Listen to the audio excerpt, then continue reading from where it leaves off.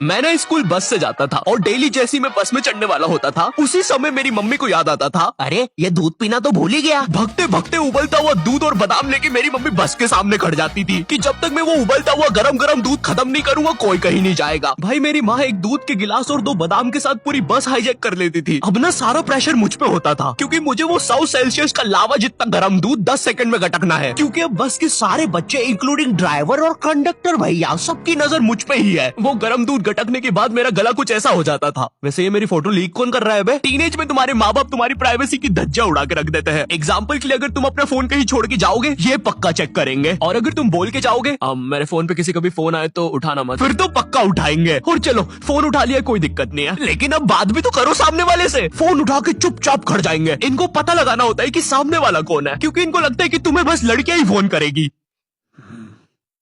Hello, ये कौन लड़की फोन कर रही है तेरे को? अरे मम्मी आकाश है, ध्यान से सुनो। तो इसकी आवाज लड़की जैसी क्यों आ रही है? क्योंकि दिमाग में लड़की घुसा के रखी है आपने, और लड़की बोल के उसकी अलग बेइज्जती मार रहे हो।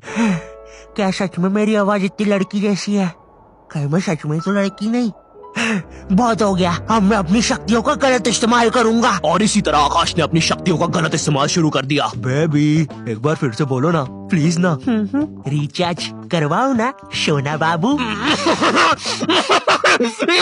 विंगाडियम लेवियोसा। सुनो सुनो, मेरी सारी जायदाद मेरी बेबी के अकाउंट में डाल दो, और हाँ 253 का रिचार्ज। 256 का बाबू।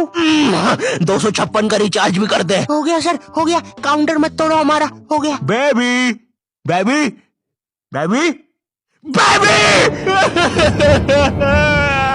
सब छोड़ के चले जाते हैं, और इसी तरह आकाश बन गया दुनिया का सबसे बड़ा स्कैमर। ये ऐसे क्यों हंस रहा है? मुझे क्या पता, शायद जो नशे अभी हम करने वाले हैं उसने पहले ही कर लिए होंगे। तो तेरी गर्लफ्रेंड नहीं है फिर?